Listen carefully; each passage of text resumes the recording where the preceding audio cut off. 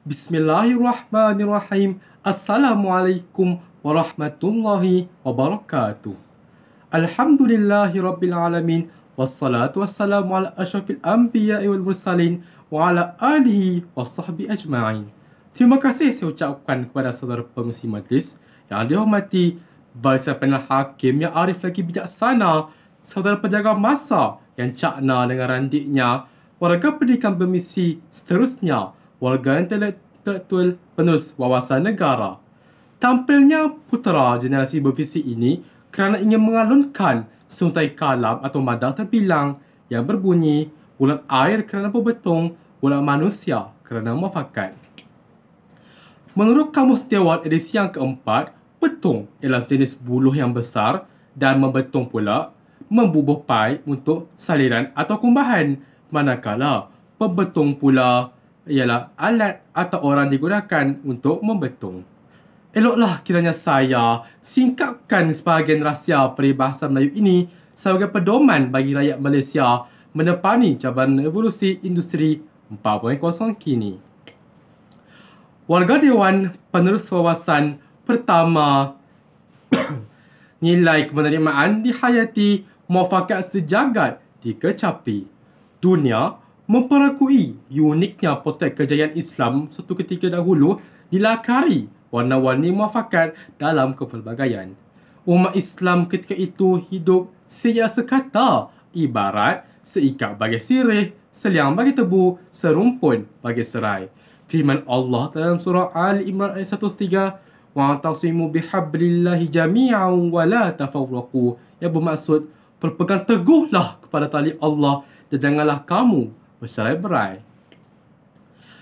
Peristiwa hijrah ialah titik peralihan penerimaan insan dari kemuncak kefasadan, penindasan, fitnah, kezaliman dan perkauman sempit. Hasil kejayaan hijrah terbentuklah Piagam Madinah yang melahirkan masyarakat baru yang merdeka, bebas, adil dan padu di bawah kerajaan Nabi Muhammad SAW. Era gemilang ini bukanlah dimiliki dengan mudah, ianya dimiliki dengan semangat yang luar biasa oleh para jihad. Ibrahnya Muhajirin dan Ansar bersatu mengikat satu titik persefahaman, bahkan Yahudi dan Nasrani dijamin keselamatan yang tiada taranya. Lantaran itulah, prakarsa merayakan prinsip penerimaan telah lama kita laksanakan dan menghargai sumbangan semua kaum. Sistem pendidikan pelbagai aliran kita perkasakan, bahasa ibunda dan agama lain tidak dipinggirkan, dan setiap perayaan kaum kita raikan. Semua atas prinsip penerimaan yang menjadi acuan muafakat sejagat. Benarlah peribahasa Melayu bagai aur dengan tebing, kedua-duanya saling memerlukan. Umpama isi dan kuku yang suka dipisahkan, begitulah tepatnya zaman kegemilangan Melayu Melaka hinggalah kini 62 tahun pasca kemerdekaan. Hadirin dan hadirat sekalian, kedua, nilai kenegaraan disanjung, muafakat rakyat dijunjung.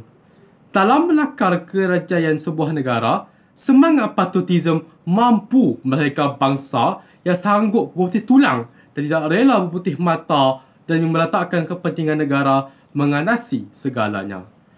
Dalam hadis Imam Tirmizi yang diriwayatkan oleh Abdullah bin Abbas, Rasulullah bersabda yang bermaksud, "Betapa engkau, kota Mekah, negeri yang amat aku cintai. Jika kerana bukan kaumku yang mengusir aku daripada engkau, maka sudah tentu aku tidak akan pergi melainkan tinggal di bumi engkau." Masih ingatkah kita akan peristiwa pecorok Bahadat Datu pada tahun 2012 yang lalu? Pembunuhan kejam lagi tragik penceroboh terhadap anggota pasukan Keselamatan Negara kita waktu itu langsung tidak mematahkan semangat perjuangan mereka untuk menjaga perbatasan negara. Kematian mereka menjadi bukti bahawa kecintaan kepada negara demi teras kemakmuran anak bangsa wajarlah diteladani dan dihayati.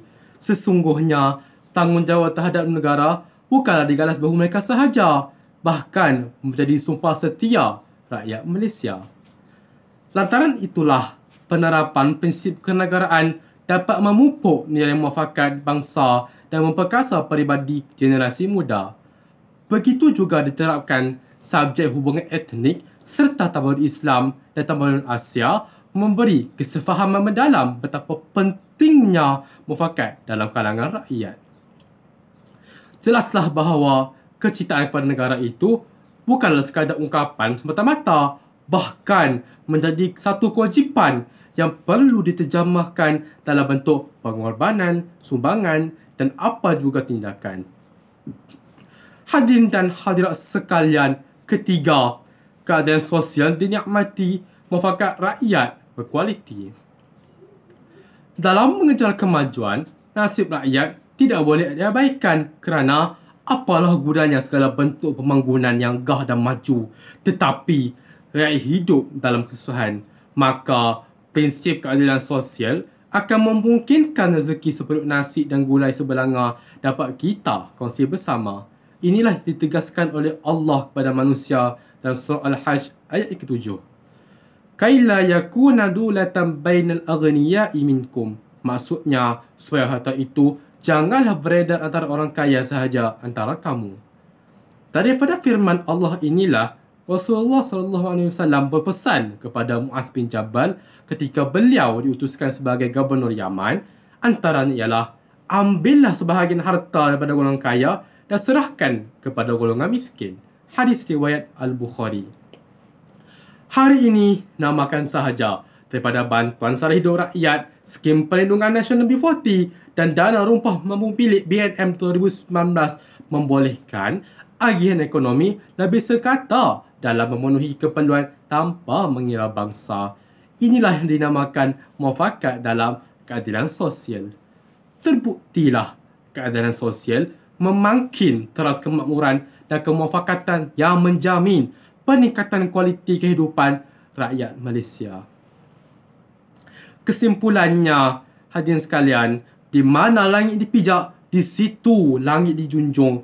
Ayuh kita tunaikan tanggungjawab kepada negara dengan menghayati semula nilai penerimaan, kenegaraan, keadilan sosial dan nilai-nilai murni. Bersama-samalah kita rakyat Malaysia berjuang demi melahirkan bangsa Malaysia yang sentiasa ikhlas bersatu. Perpaduan diibaratkan sebagai kasidas yang kukuh apabila diikat kuat sebagaimana perpaduan rakyat Malaysia. Maka di sini benarlah peribahasa Melayu, bulat air kerana pebetung, bulat manusia kerana muafakat. Sekian, terima kasih.